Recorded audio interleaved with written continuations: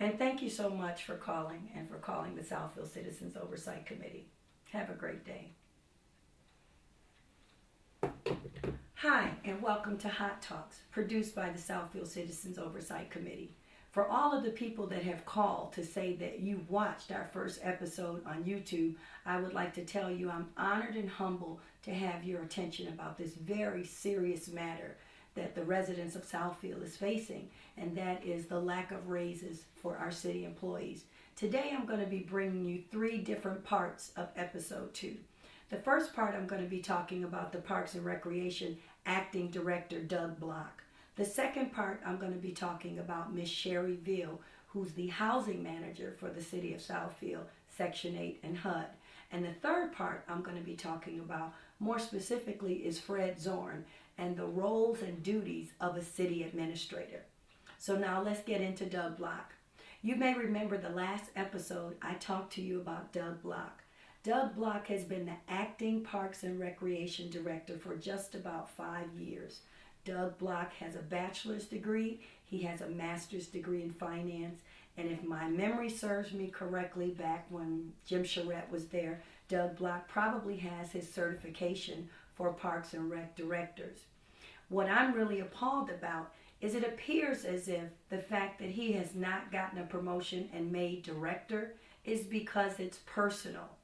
I'm not sure that the city of Southfield, more importantly the city administrator, Mr. Fred Zorn, understands exactly what a Parks and Recreation Director is. I think that Fred Zorn is looking for an athletic director. They're looking for someone to come in tennis shoes, shorts, knee pads, elbow pads. That's an athletic director. A Parks and Recreation Director understands how to put programs together and implement those programs, but more importantly, they understand the finances that go along with Parks and Recreation. Now, I have some notes here that I would like to just run by you. When Doug Block took over the Parks and Recreation Acting Director position, the city was about $300,000 in the red. Thank you to all of the innovative skills and financial background for Doug Block. The city was able to come out of that and build up a reserve fund of about $6 million. Today they're currently at about 4.2 or 4.3. What a lot of people don't know is that Parks and Recreation paid for a lot of expenditures that maybe they should not have been paying for.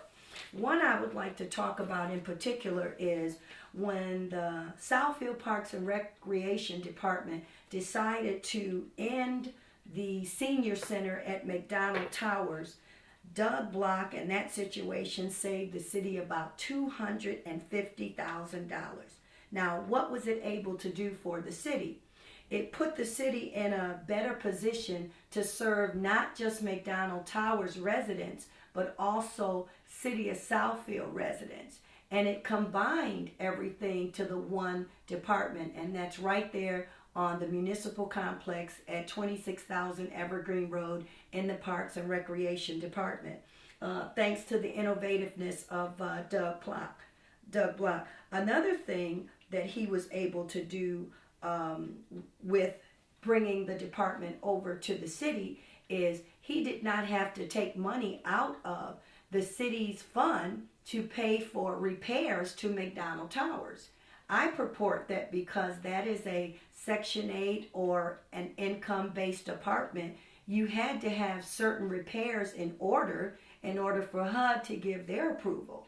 Now, if I'm wrong, city administration, I do stand to be corrected, but this is what I purport based on going back to a lot of city council meetings and getting my notes talking about some of the things that have been going on in the Parks and Recreation Department.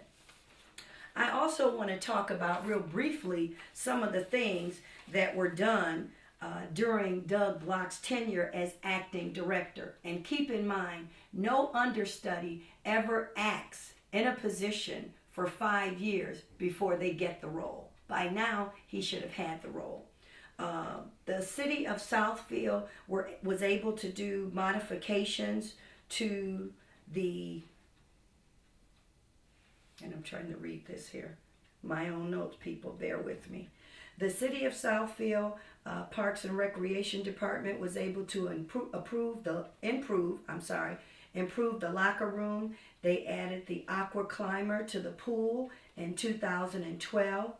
The concession stand that had been closed for about 7 years should be up and running soon based on the Miracle League.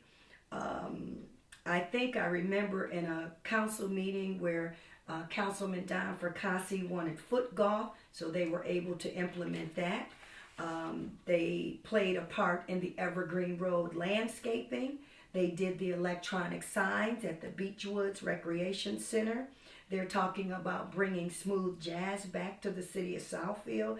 And I don't know if you've ever attended the smooth jazz concerts that we used to have in the city of Southfield. They were awesome concerts, and we really would like to see those back. In addition to those things, the City of Southfield Parks and Recreation Department had the largest wine tasting in Oakland County and in the state of Michigan, and they sold completely out of their tickets via the ticket authority, which is Groupon. So those are just a few of the things that happened in the City of Southfield under Doug Block's tenure. It has recently come to my attention, speaking to Human Resources, that they posted to do a national search for Doug Block's position. How insulting. What I want to point out to you is that they did not do a search for Fred Zorn's position as city administrator. They did not do a national search for Shelley Freeman's position as economic director or whatever her position is. I'm not even sure that it's clearly defined. They did not do a national search for Linda Staten's position. Again, I'm not even sure what she does. And they did not do a search for Rick Lamke's position. Again, I'm not sure what he does. But he did, remember, get an Guinness Book of World Record raise because he got almost 100% in less than 2 years. He went from what is purported to be $14 an hour to just about $27 an hour. Why didn't we do a national search for the public relations director's position? I have nothing against Michael Mannion, but we didn't do a search for his position. We didn't even have it on the agenda. And at a COW meeting, there was a Rule 10 to make the promotion and to give him a raise. So I'm just basically saying to the people that I don't think that Fred Zorn is being fair to Doug Block. I think that it was an insult to post this position, considering his position and his friends and family's position were not posted. Doug Block, I think you have insulted the integrity of our acting Parks and Recreation Director. It appears as if the city has made him act like a lion and jump through burning rings. But how long and how far should one jump before you reward loyalty? So you think about that. Now let's move on to Sherry Veal. Sherry Veal is the housing manager. And I was really disappointed to find out that the city of Southfield, in a council meeting that was held November 23rd of 2015, that the city of Southfield wants to close the program. How could you? Now, why would you want to close a program that has never caused any economic hardship for the city of Southfield? It's a program that pretty much sustains itself. What are you going to do with the placement of Sherry Veal if you decide and when you decide to close the department? These are just some questions that's on my mind, as well as the other residents. They want to know what's happening in the city of Southfield. Now, if the program closes, what happens to the over 300 people that have been on the HUD Section 8 waiting list? What happens if they have to go to another area to obtain their Section 8 voucher? You know what that means, Fred Zorn? That means 300 people will be now at the bottom of the list. What was so nice about having our housing program is that the people who lived and worked in Southfield got preferential treatment. I would like to believe that. And those people did not have to go off to other non-Southfield centric agencies. They were right here in the city of Southfield. And it has always been Southfield's dream to have people that work and live in the city of Southfield. You're not improving that. You're actually taking it away. And a lot of the people that are moving into the city of Southfield are millennials. Now, what do you hear council say at a lot of meetings? What do you hear the city administration say in a lot of council meetings? You want to attract the millennials. So think about that. Here's another question that I would like for the city to just really pay attention to. If you shut the program down, aren't you in jeopardy of losing the $400,000 in the CDBG, which is Community Development Block Grant? Aren't you in jeopardy of losing that money? So these are just some questions that I have, and maybe you can sit down and answer those questions for yourself. Now I'm going to go into Fred Zorn. Fred Zorn, I'm not sure that you're really cut out to be a city administrator. What you have been doing for the city in the last 2.5, 3 years, I would see you in the position that you promoted Shelley to. I would see you as a business development director or economic development director, because a lot of what you do is regarding economic development. So I went on the city's website and I was able to look up some of the roles and responsibilities of a city administrator. And I was just amazed at what these things consisted of. A city administrator is a chief appointed officer that answers to the city council that hired them and also to the citizens of the municipality that they serve. Fred Zorn, you have not been accountable to us. You have not even wanted to meet with us. You did meet with me for almost 4 hours, but I'm not sure that we really accomplished anything. But I thank you so much for the meeting and for the opportunity. You're also supposed to act primarily like a treasurer, dealing with the budget, expenditures, almost like a controller. I'm not sure that you've done that. A city administrator, and I'm trying to read my own notes here. A city administrator is also supposed to be responsible to the public. Anytime that you need a city representative where the mayor doesn't go out, the city administrator is supposed to go out. So you're representing like the city, the professional staff. You're supposed to be doing a lot of things with civic groups, homeowners associations. For the time that you've been here, Fred Zorn, have you ever gone to a homeowners association meeting? Have you ever had any civic groups that you sat down and talked to? Have you ever given any civic groups an opportunity to talk to you and they expressed their concerns and their considerations and was able to talk to you about what they would like to see happen in their community? I'm not sure that you did that, but if you did, please make the public aware that you did that. Now, at the council meeting in November of 2015, in particular, November 23rd of 2015, the council asked you for several things. They asked you for an organizational chart. They asked you for position titles and job description. They asked you for pay grade. And they also asked you what positions had not been filled yet. Fred Zorn, because you're so into economic development, I purport that you have not given this information to City Council.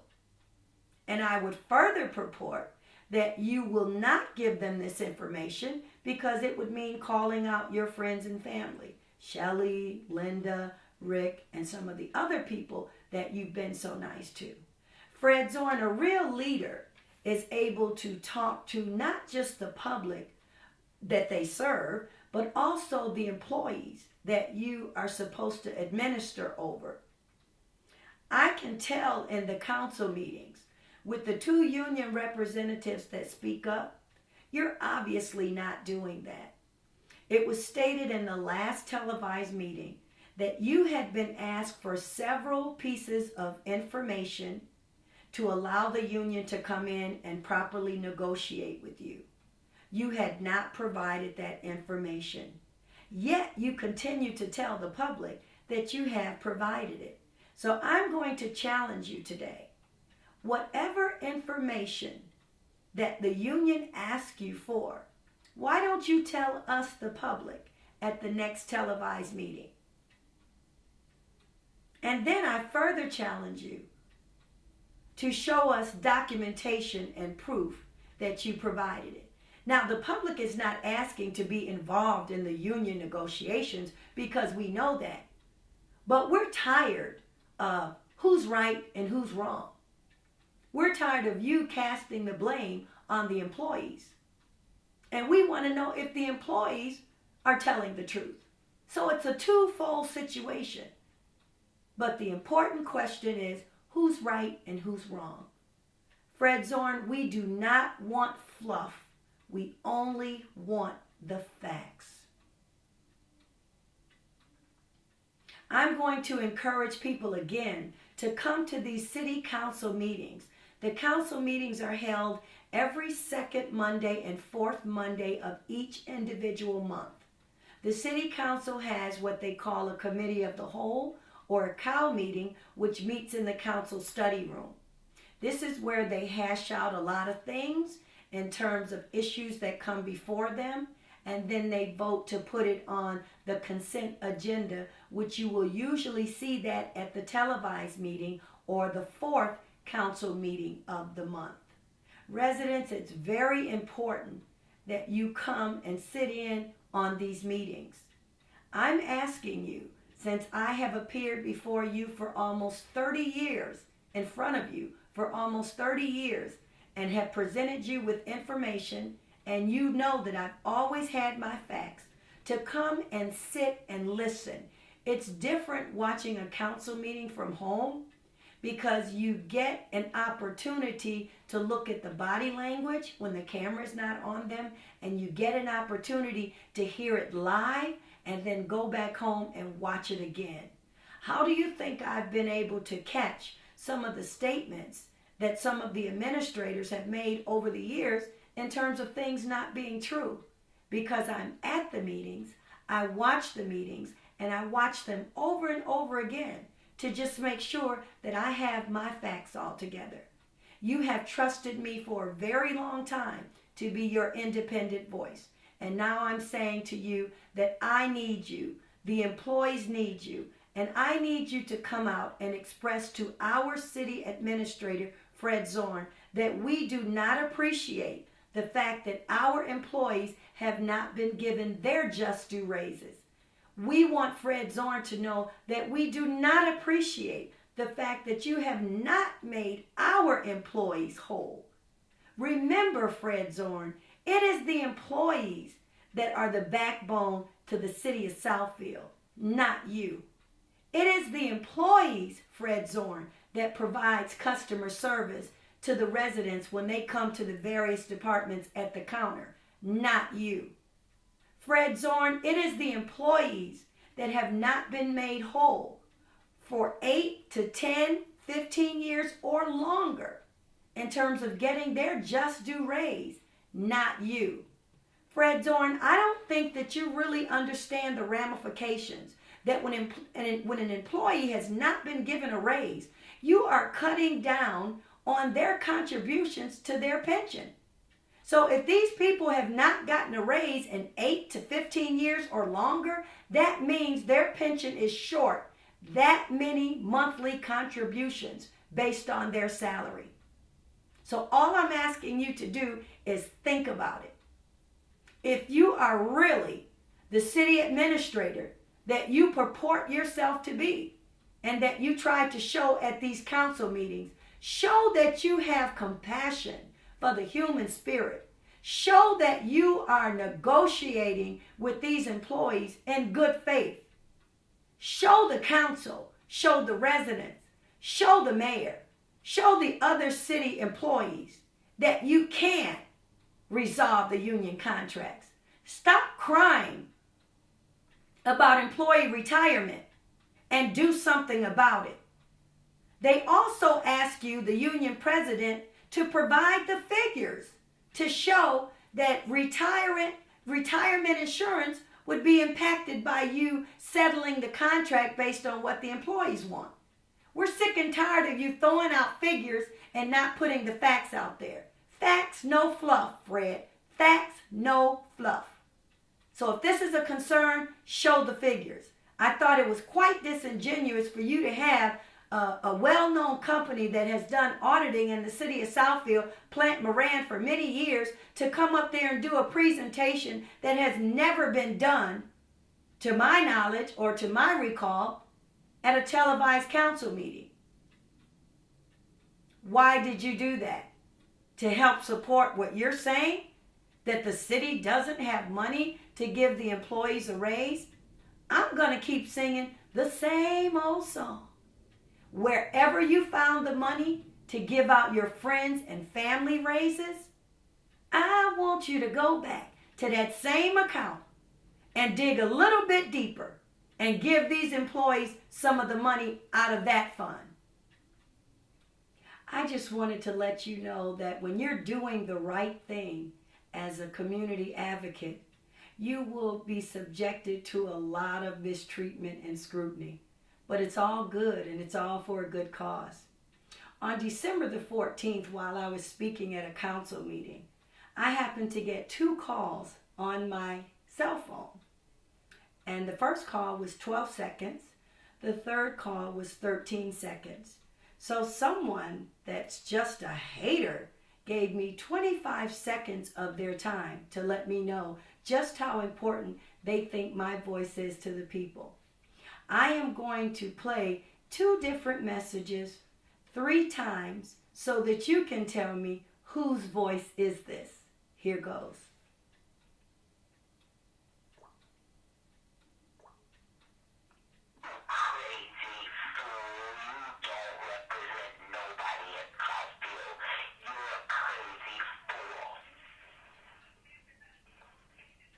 I'm going to play it again. I want you to listen to the inclinations in the voice. Crazy fool, you don't represent nobody at Southfield. You're a crazy fool. Whoa, that person sounded like they were really upset with me. And here's the last time, message 1.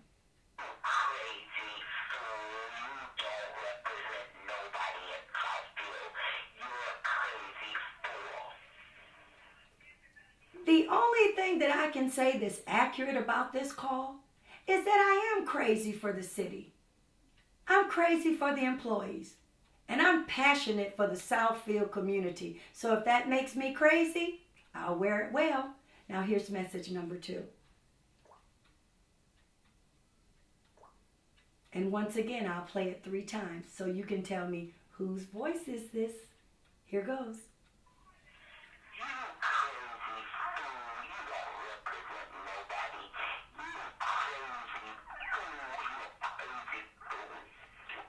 Woo, she's so upset she can't get that last crazy fool out. Number 2.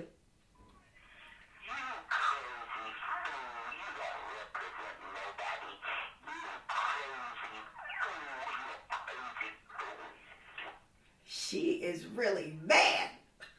And the last time.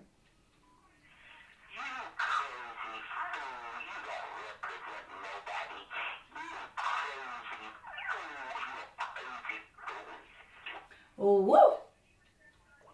If you're doing something right, you might be subjected to calls like that. Now, I want to give you some options as to who you think it is. Does it sound like a person that's a sore loser?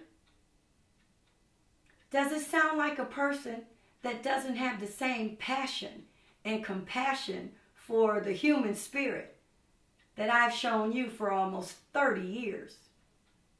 Does that sound like a person that's no longer in office in the city of Southfield? Or does it sound like a person that might be in the faith-based community? Or it could be all the above. You play it over and over again. You listen, and you let me know who you think it is. And maybe during an upcoming episode, I'll tell you who it sounds like to me. Once again, thank you for tuning in. And whoop, I made somebody mad on December the 14th.